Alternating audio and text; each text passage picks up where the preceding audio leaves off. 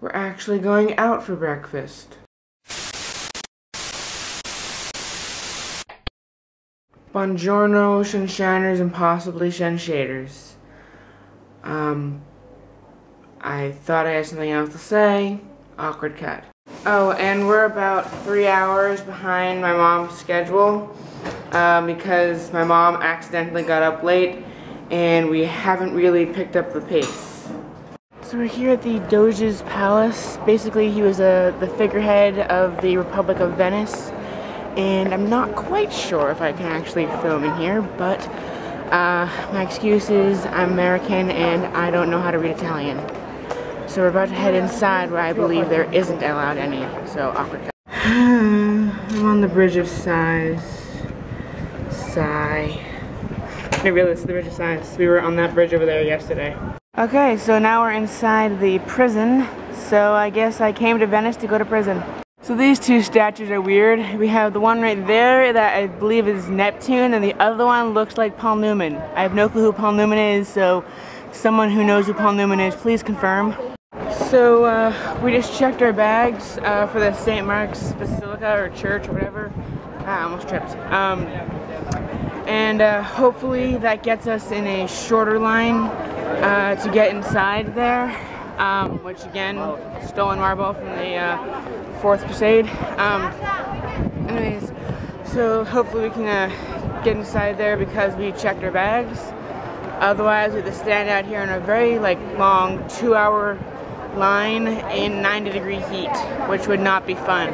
So I'm on the balcony of the St. Mark's Basilica, and there are these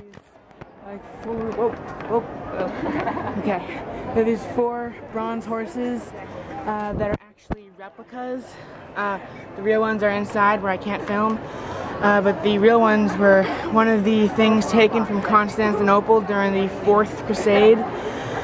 They originally had these ruby eyes, and then when Napoleon came through, he took them back to France and put them in France somewhere, I forget where. But then on their trip back here, because Venice is like, we stole them first, and so they got them back, the ruby eyes disappeared, but unfortunately the real ones are inside. But at least I can get some footage of them, and there's the square. So today, for lunch, we're gonna get some food at the local supermarket and go back to the apartment and eat there, and then do something else later today in the afternoon.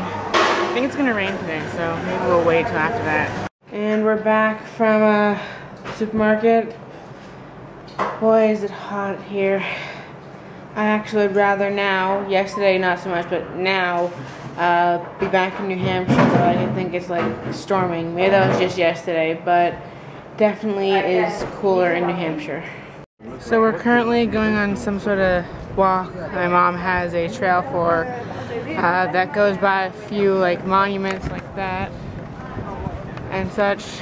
And also, another thing, something I've noticed the whole time we've been here is that not everybody cleans up after their dogs. And I'm only mentioning this now because my mom just stepped in some dog poop. So, it sucks.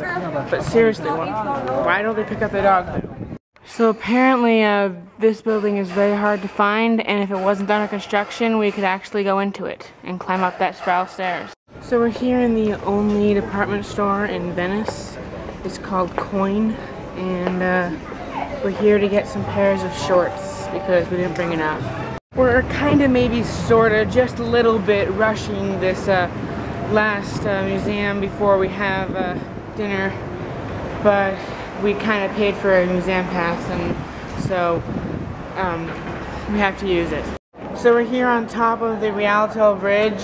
I'm, again, probably butchering the pronunciation of most of these places. We're going on a ghost walk, so might be interesting. Might catch a few ghosts on video, but not actually see them because that's just how ghosts work. They only show up on video. Other than that, we're going to learn some interesting ghost stories about Venice. That way over there would be darkening rain clouds. I hope they don't come over here during our ghost walk. Otherwise, we'll be walking and learning about ghosts in the rain.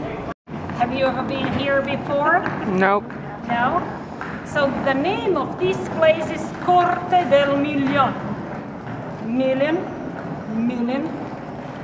But it has nothing to do with the money. I'm going to tell you the significance of this word. Turn to the back, look at the corner of this courtyard. You see that beautiful Byzantine arch with the Byzantine cross? Imagine that it used to be the only entrance into this courtyard, which was a private property of the Polo family. Do you know who I'm talking about? No. Marco Polo. So those two more arches you see have been added later. The only entrance was from there. Now it has become a frequent passage. Venetians use it as a shortcut, so these two tunnels have been added. Most of these buildings have been rebuilt many times during the centuries. The oldest section is the building in front of me and to the left. Here you can see some nice Byzantine windows, or you can notice the passage from Byzantine to Gothic. And it gives you an idea that these buildings, they have been rebuilt many times. Even those two floors on the very top, you see, simple square windows, it simply means those two floors have been added later. Because at the end, Venice used to have almost 200,000 inhabitants. There was no room where to build new houses, no more soil. So they had to add floors on the top. Well, all these are private homes, all these are private residences. Most of the people live in the apartments. Our property is usually very small, very damp, very expensive, and there are no elevators inside at all. So if you live in Venice, you don't need to go to the gym. You walk for miles every day. You climb thousands of steps. So that's like a gym.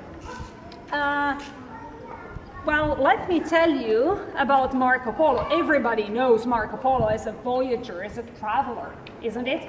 Did you know he was a merchant? And he came from a family of merchants. They did a lot of money by importing merchandise from the Far East, important for the West market, like precious textiles, silk, or spices. Did you know pasta, the national Italian dish, was imported by Marco Polo, and it comes from noodles? Did you know that? Marco Polo spent about 25 years by traveling, 17 of them staying in China, working for the Chinese emperor.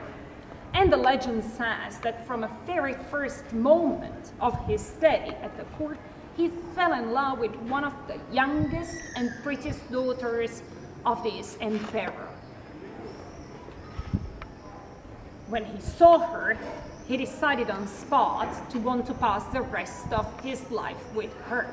So he asked for the permission to marry the princess.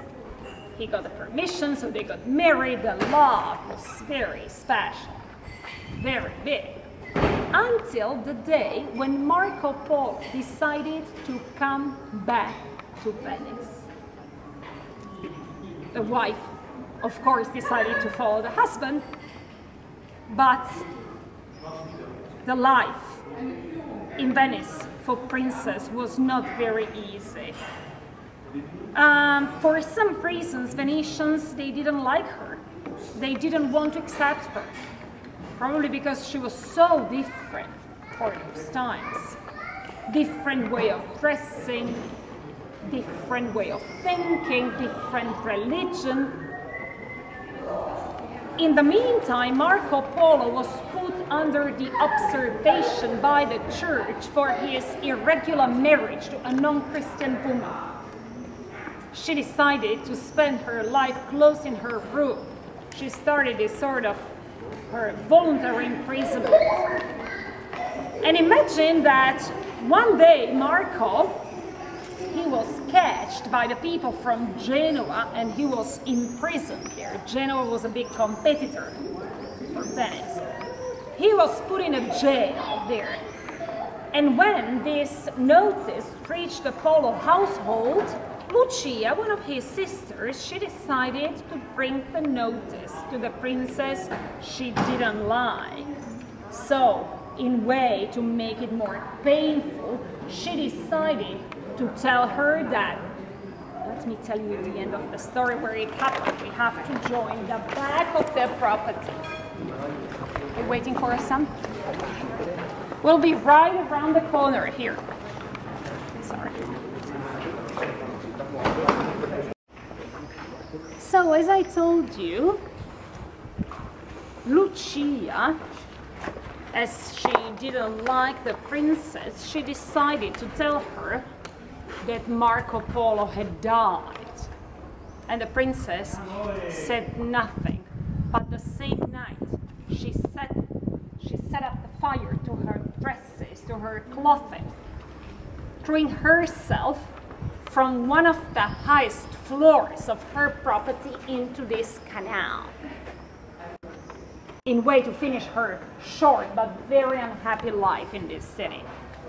From those times, people living in this neighborhood, especially those from the higher floors, they say that very often they see a shade remembering a female body floating up and down this canal. And they believe that's the soul of the princess still trying to get back home, back to her family. This is a legend, you can believe or not. I have to tell you that it's very easy to see shades or something floating in the water. You see there is a current. The water comes in and then it goes out back to the Adriatic. So the sea level rises up, it goes down and down twice a day. So sometimes it is really a little bit scaring, especially in the night. This is how can we explain what these people talk about. But during the last restoration works of this building here, you see the piece of marble which says this is where one of the houses of Marco Polo was. It has become a theater. It's a theater Malibran. And during the restoration works, the original foundations, those Byzantine foundations of the Polo house were found, and together with them, a skeleton of Asian woman buried with some oriental looking objects, with some jewelry, with some documents, and we believe that was really Marco Polo's wife's body. Because probably when the family, when they found the body, she was not permitted to be buried in a cemetery, public cemetery with other Christians, so the family, they just decided to bury her in the house. We're going to cross this little bridge. Notice the facade of this church. It's not very important from the architectonical point of view, so you would say that's one of many churches you have, and you're right. But notice those two empty niches. You would expect there are two statues of some two saints to who the church would be dedicated, isn't it? It's usually like that. But there used to be two statues of two young Venetians who were secretly in love, Maria and Gregorio. They were secretly in love because she was a daughter of a rich merchant, while he was a poor guy, an artist, a painter. So for 3 years they were together secretly, and their love was so special. Until the day when she was suddenly promised into a marriage to a nobleman she didn't want. But at those times it was very common that the parents were those to decide who would marry the daughter. So at the end, Maria, she was obliged to marry that man. But after a few weeks after wedding, at the beginning of that winter, after a short illness, she suddenly died. So people say that they believe that the pain was so big that she died. It seems she died. She was really buried in this cemetery here. And the same night, she rose from her grave, appearing to her parents. But they were too shocked, they could not believe that was really her, so they didn't want her to let her in. Then she went to the husband's house, but he was scared as well, and he was yelling on her, holding the crucifix, "Go away, creation of devil!" So she decided to go to the Gregorio's house, her only real love. And you can imagine what happened after knocking on the door. He came out, and he recognized her immediately, hugging her, giving her a lot of affection, then protection of his house, dresses, food. And after some couple of weeks, they decided to come to this church for the Christmas Mass. Everybody noticed Maria. Somebody started to cry, "A miracle." "That seems our daughter," said the father. So she came closer to the parents, telling them, "Do you remember that night when I came to your house? It was really me. Then I went to the husband's house, same thing. And at the end, I decided to go to the Gregorio's house. And can you see? Here we are. He saved me." So the parents, with the whole community, they decided, in way to crown this happy event, they decided to give her finally in a marriage to the right man. And in a way, this story would never be forgotten. They decided to build these two statues, putting them in these two niches. Where are the statues? They have vanished into the air. This is what the story says. I think they are in someone's garden, but who cares? These stories have been passed down from generation to generation, from grandparents to their grandchildren, and that's why we can be here talking about some of them. If you can't believe this story, just think about at those times, people didn't know anything about coma. She was probably not dead. She was probably in a coma.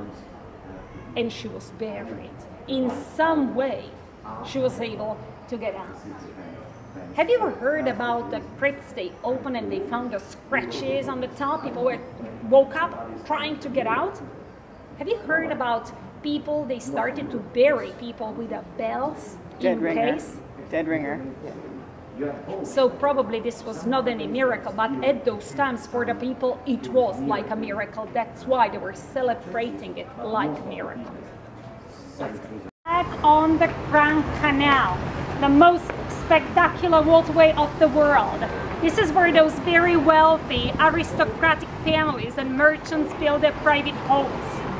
It's like a long snake running down the city, splitting Venice into two parts. It's 4 kilometers, 2.5 miles. And here we have the Rialto Bridge, the oldest bridge on the Grand Canal, which has become a symbol of Venice.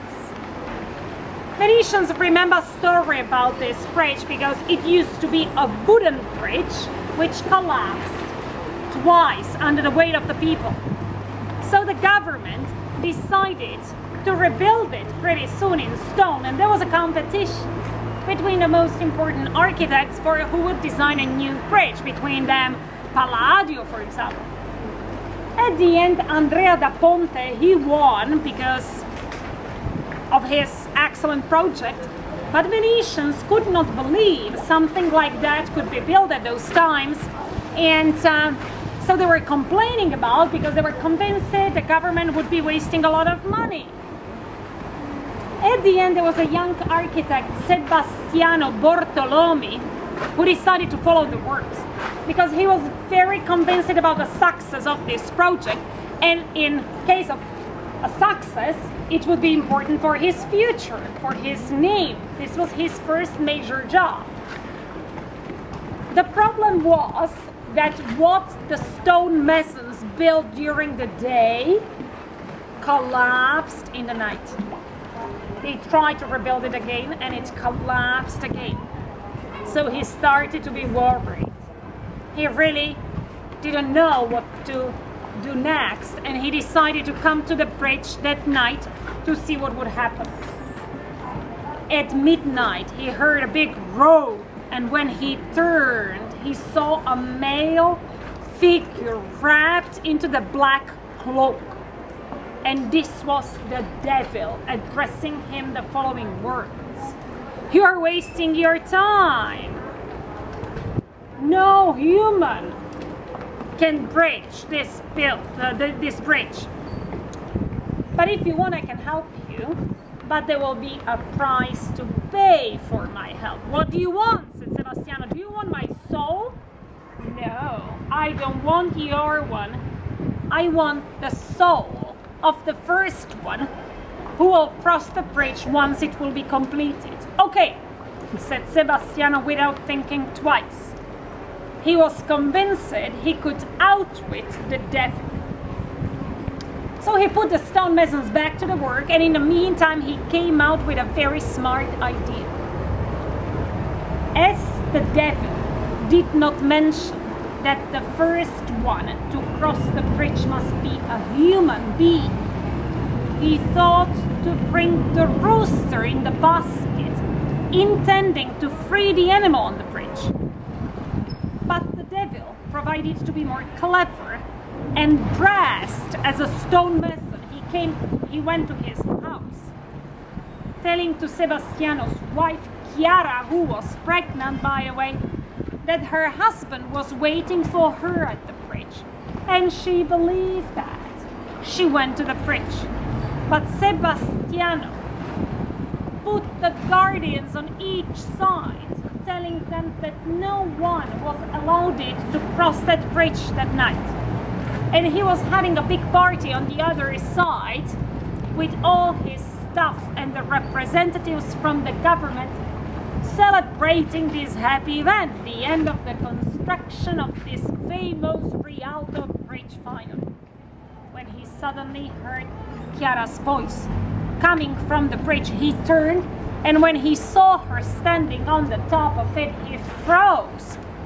He dismissed the guardians, he took her back home, but he was unable to sleep whole night, thinking what would happen in the morning. In the morning, his mom came to him in tears, telling that the baby was born dead, and that Chiara was near the death as well. He ran to her room, but it was already too late. Chiara had already passed away. So he understood that he had lost everything he loved in his life, thinking to outwit the devil. This is the story Venetians remember about this beautiful bridge crossed by thousands of people every day. There are 6,000 of wooden poles under each side of the bridge, making the soil hard enough. This huge structure with a single arch. And if you remember, I told you that Venetians were complaining about the coast. So at the end, the government decided, in a way to save some money, they decided to sell parts of the bridge, those little arches you see, to the merchants. It's where the shops have been located from those times, from the 1400s till nowadays. The only thing is that the merchandise has changed a little bit in the last few years, isn't it? And this is the end of the tour. I hope it was enjoyable. Thank you very much for coming. Thank you very much for your kind attention. In case you have questions, just let me know. If you don't, I wish you nice holidays in our beautiful city. I hope to see you again, and don't get lost on the way back to the hotels. Okay? Have fun, enjoy. Bye-bye, good night. Okay, the ghost tour, it kind of killed my battery. So good night, whoever's watching this. See you tomorrow. I won't see you, but you will see me. Awkward cut to outro, and I really have to get better at filming on this thing when my other camera dies. Awkward cut to outro. There's a vlog on the web featuring Ben Stock that he shoots every day as he walks and talks. If you're Bigfoot in the woods or producers in LA, you should stop all your shit and watch SHunSHineSHate. SHunSHineSHate. SHunSHineSHate. Has nothing to do with Florida, but it's great. If you can't wait, don't get irate. Just stay in your sheet, cause it's SHunSHineSHate. I won't see you